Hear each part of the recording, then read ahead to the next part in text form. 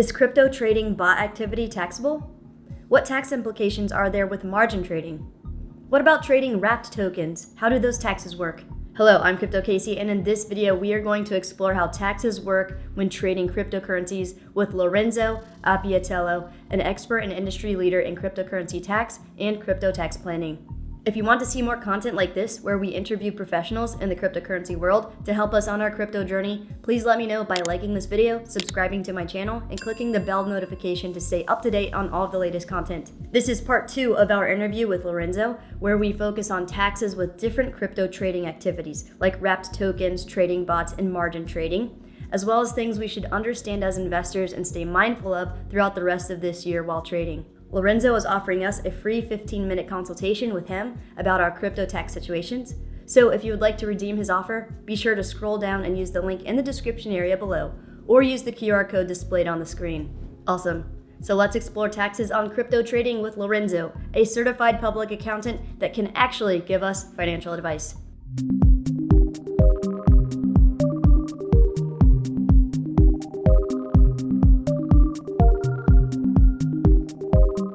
All right, so let's talk about trading. So trading is a very big subject, and all of it is taxable activity.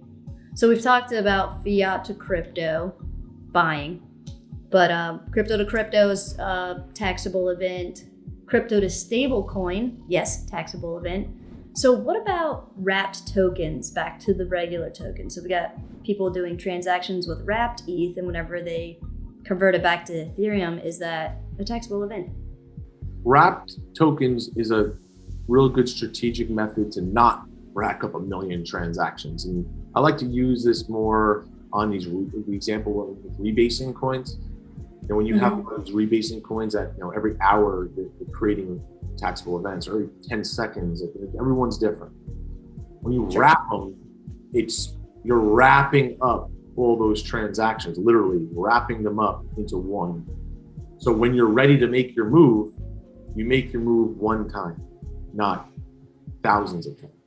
This is the best way to do any sort of rebasing project. Because I can promise you, see it every day, it complicates things and totally makes a mess out of your crypto calculation when you have all these yield farming pools and liquidity pools and wonderlands and all it's messy.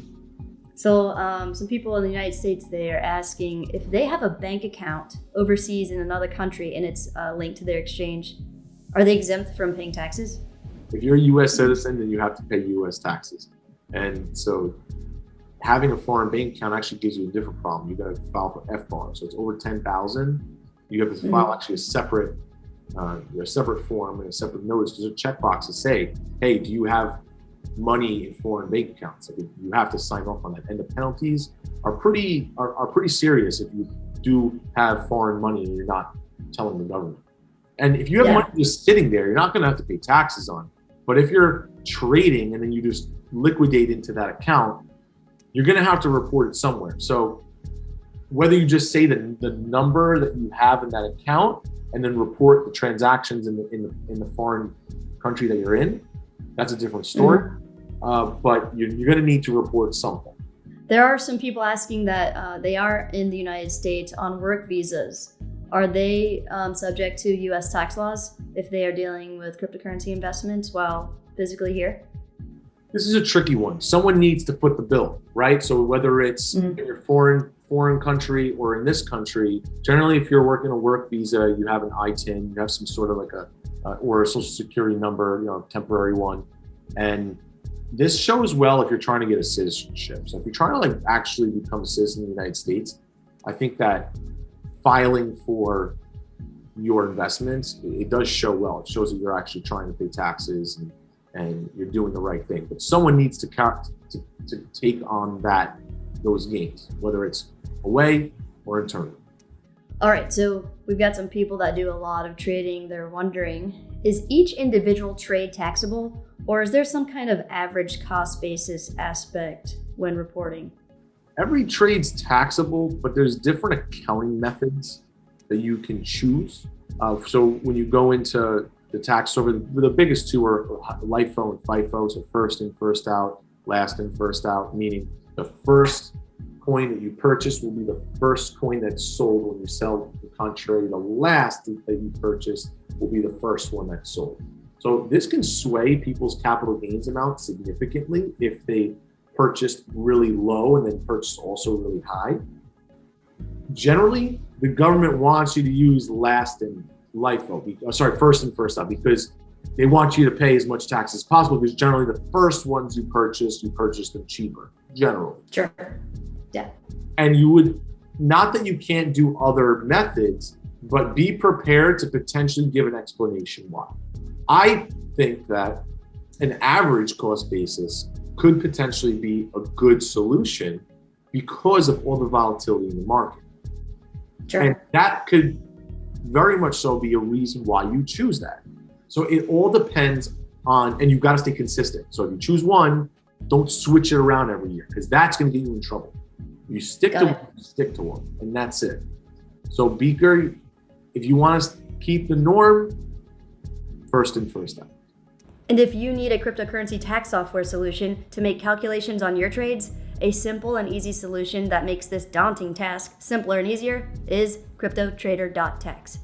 CryptoTrader.tax at the time of this video is still CryptoTrader.tax. However, they are rebranding soon to their new name, Coin Ledger. So make sure you scroll down to the description area below to access the correct and official site, or feel free to use the QR code displayed on the screen, as we will keep the links up to date for you while they finish up their rebrand. One of the best aspects of their services is that you don't have to pay up front. You can start calculating your taxes instantly without any obligations and without having to provide a credit card.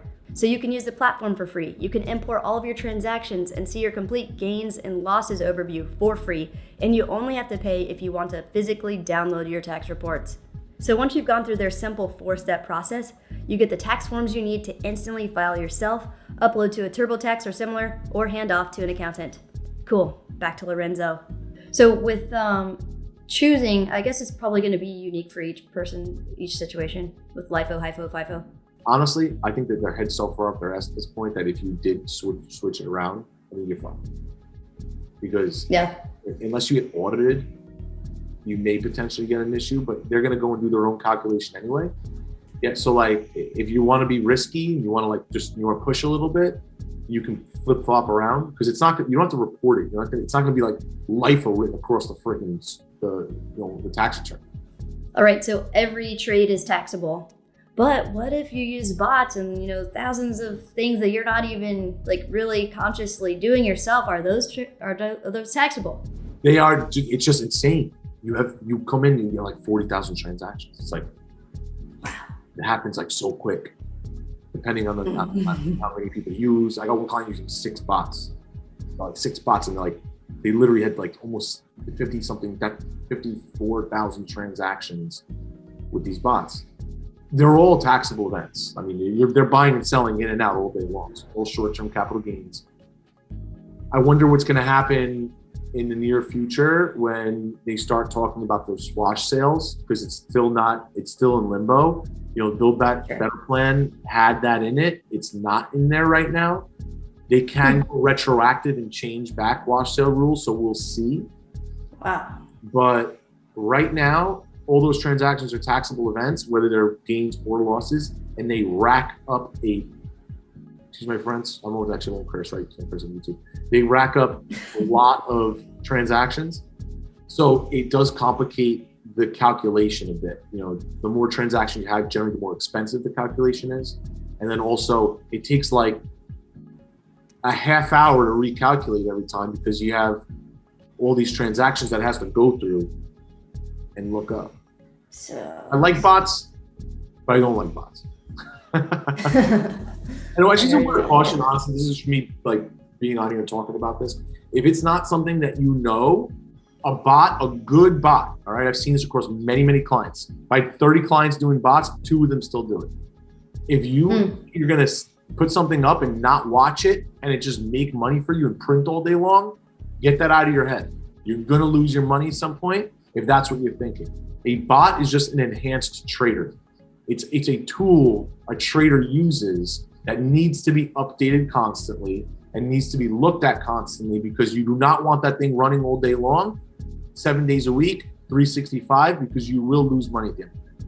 And I don't think people realize whenever you do file your taxes and you are accounting for every trade, your tax return becomes multiple pages. In fact, I don't trade a lot at all, but my tax return was over 800 pages. And whenever I was trying to do some real estate transaction, they wanted to see my tax report. So I tried to upload it and it was too big. I couldn't upload it. And then I tried to put on a drive or like a thumb drive, and then they couldn't upload it to their server either.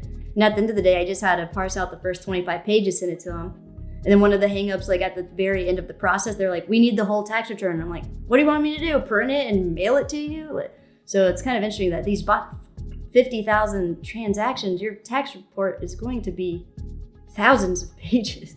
What you do in that instance is create a separate CSV 8949 of all the transactions, turn it into one line, and attach that to the tax returns as a PDF.